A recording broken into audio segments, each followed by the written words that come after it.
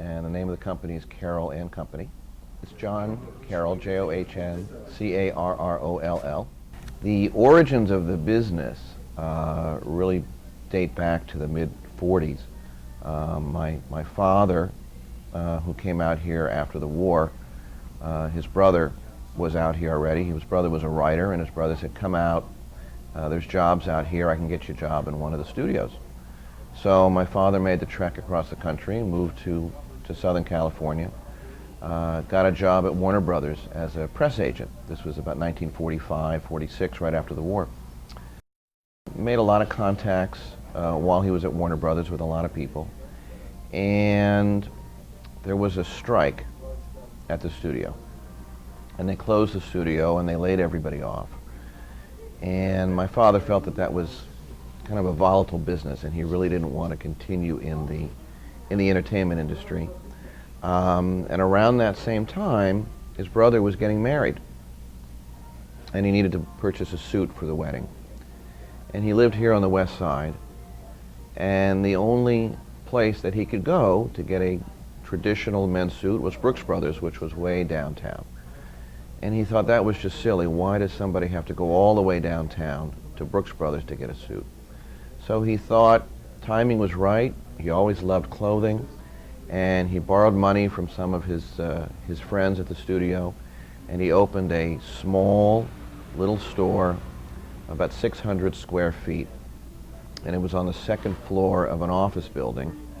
It was on the corner of Beverly Drive and Charleville. Now, South Beverly Drive in 1949, which is when he opened the store, that was the hub of Beverly Hills commerce. Everything happened around South Beverly Drive. And about 6 months after he opened, his landlord, who was Corinne Griffith, a silent film star, came to him and said, Dick, Richard Carroll, my father, says, Dick, you've got to move. And my father says, why do I have to move? I have a 3-year lease. She says, because there's so much traffic now in and out of the building, the other tenants are complaining. He says, well, I have a lease. I don't want to, you know. She says, I tell you what, I own the building across the street. You can have the ground floor location. It's 2,500 square feet. I'll give it to you for the same price for the rest of your lease. It was actually, the entrance was on Charleville, and that was sort of the beginning of Carroll and Company. He was there for another 2.5 years, and then she came to him again and said, I'm not going to renew your lease. Didn't give him any reason. Maybe she had somebody else for the spot. We're not really sure. So, you know, he threw his arms up in the air. He didn't know what to do. He was catatonic. So he looked around and he looked around, and he found a small store on the corner of Rodeo Drive and Santa Monica Boulevard. And in those days, that was a vast wasteland. There was nothing on Rodeo Drive. There were private homes, there were hardware stores, there were beauty salons. Rodeo Drive was nothing compared to what South Beverly Drive was in those days. He had to move, and he figured that he had enough of a following and he could make a go of it. And sure enough, he did. This was 1953 now. And the building that he took was a big building, but it was composed of about 6 different stores. So he took the corner store, which was about 3,000 square feet. And over the years, as more stores in the building became available, he would take them, and he would take the next door, and he would take the next door. And after he was there for about 15 years, he had the entire building, which was about 15,000 square feet. And Carroll and Company was sort of the, you know, at the top of Rodeo Drive in more ways than one. We were in that location for 43 years.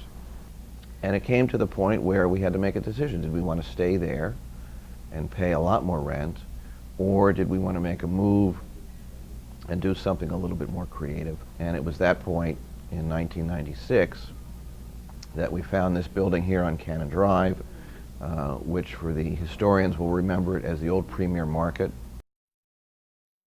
If you go back to our history, we still have some customers who were customers on Charleville. and we call them Charlieville customers. So you're going back about 64 years that we were able to retain a handful of people who still come into the store.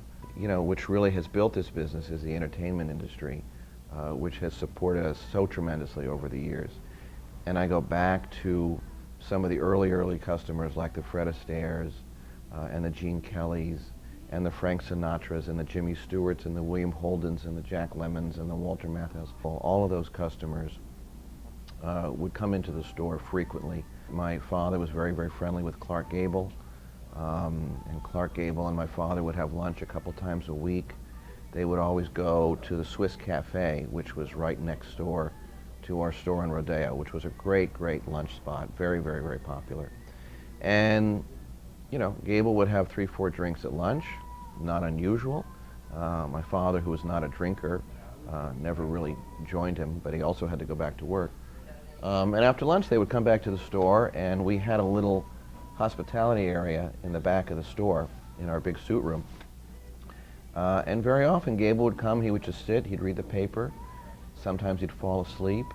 And, you know, again, I don't know the story firsthand, but I did hear that there were a couple times, a couple ladies came in, and they saw Clark Gable just sitting, relaxing in the back of the store. And I think one lady may have fainted. Another one ran and asked if she could use the phone because she had to call her sister back in New York or wherever, make a long distance call in those days. So that was kind of fun. Sinatra would always come in with his sidekick Jilly, who was his main guy. But you know, in those days,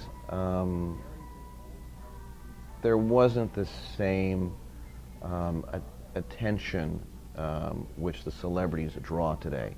There was no paparazzi, you know, there was no TMZ, there was no Us magazine. Celebrities could easily come in, walk freely in our store. People wouldn't attack them. There were no cameras following them, and they could shop in a very, very comfortable environment.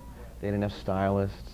You know, Paul Newman would come in and he would buy what Paul Newman wanted to buy. It was, you know, he didn't need to check with anybody or whatnot. I remember a very, very funny story that a friend of my father's who had a store in Denver, Colorado, and twice a year he would come out to Los Angeles. There was a big trade show in Los Angeles, a big men's trade show, and he would always come out twice a year for the show. And he was celebrity crazy.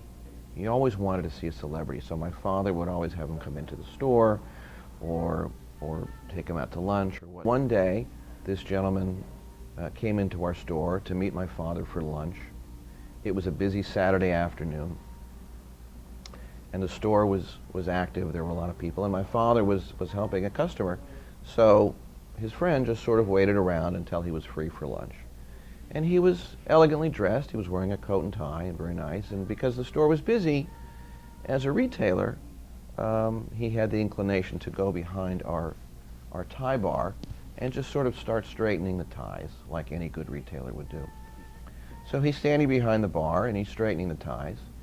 And a customer walks up, and of course, thinking that this gentleman worked for us, starts asking him some questions about this kind of tie, and I want to wear this with this kind of a jacket, and do you think, and what would you suggest as a tweed? And he actually just was very, you know, being very friendly and trying to help the customer as much as he could until one of the salesmen was free. He had sold him about 2 or 3 ties, turned it over to one of the salesmen who was free, who took the customer up to the front and wrote up the sale. So my father walked over and he said to him, "There you go. It doesn't get any better than that." And his friend said, "What are you talking about?" My father said, "You don't know who you were helping?" He says, "No." He says, "Well, that's Fred Astaire." So the guy was, you know, but you know, things like that were commonplace. You know, Lucille Ball would come in with her husband. David Jansen would come in with a costume designer to purchase clothes for one of his shows. It was a very, very comfortable environment in those days. on Christmas Eve morning, Rosemary Clooney would be the first person who would be in the store. We oftentimes had to open up early for her. She started her Christmas shopping on Christmas Eve. Carroll and Company was the first place that she would come to. And she would buy a lot of gifts, and we would have to wrap everything up very quickly, and we'd have to deliver it up to the house by noon because they celebrated Christmas that evening, and she had to sort all of her gifts. After she left here, she went to a couple other stores and whatnot. But every Christmas Eve was Rosemary Clooney in the morning. And every Christmas Eve afternoon, we could never close the store until Gregory Peck came in. Gregory Peck would come in every Christmas Eve. He would buy 3 or 4 gifts. He'd come in around 4:30 in the afternoon. And when Mr. Peck was done, we knew that our season was finished and we could close for the day. But Christmas Eve was always Rosemary Clooney in the morning and Gregory Peck in the afternoon, like clockwork every single year. We've always tried to be an integral part of the city. I grew up here. I was born here. I went to school here. My father was on the Architectural Commission for many years. He was in on the Planning Commission for many years. We have been involved with the Chamber. My father was one of the founding members of the Rodeo Drive Committee. We try to support local Beverly Hills charities, whether it's the Education Foundation or the Maple Center or whatnot. You got to be involved. You've got to be aware of what your surroundings are, and you've got to support a lot of things that are going on in the city. The newest venture for Beverly Hills is the Wallace Annenberg Center for the Performing Arts. We were donors for that. Giving back to the community and getting involved in what the community has to offer and helping the community grow will also help your business grow, which is where we are today. As a kid, I used to go to Toy Mart. I used to go to Newberry's. I used to have lunch at the Swiss Cafe, or we used to have dinner at the Luau, a restaurant called Ah Fong's. Gone from Beverly Hills are a lot of the unique, smaller stores that just can't make it today. Thank goodness that Nate Nowell's is still here, our shining deli in the city of Beverly Hills.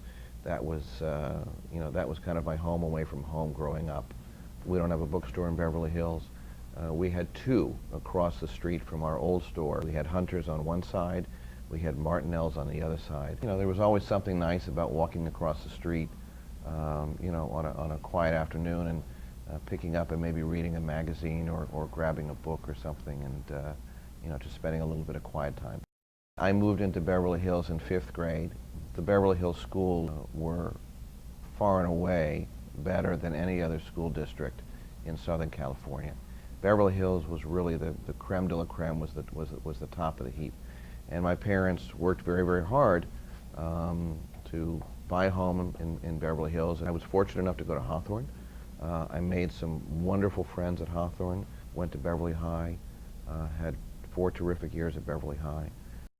Beverly Hills is still, in many ways, a small town.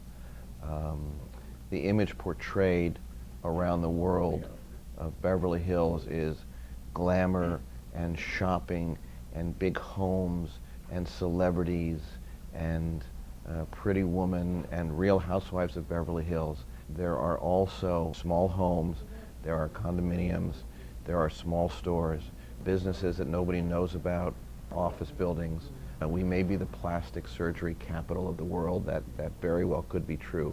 But with that come medical professionals that have made their life and their career here in Beverly Hills that fly under the radar.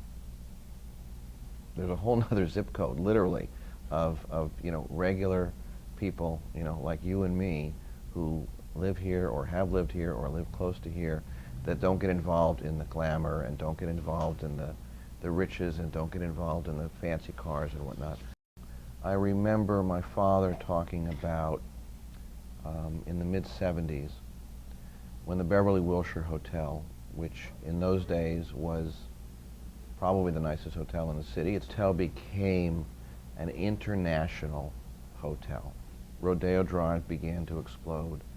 That I think was sort of the genesis of the expansion of Beverly Hills as a worldwide name. Nobody wants to lose what Beverly Hills is all about. we all know that we have a jewel in our backyard that is unique to any other place in the world. And the fact that the Beverly Hills Historical Society is literally recording all of that history is just a gift that nothing more that we could ask for.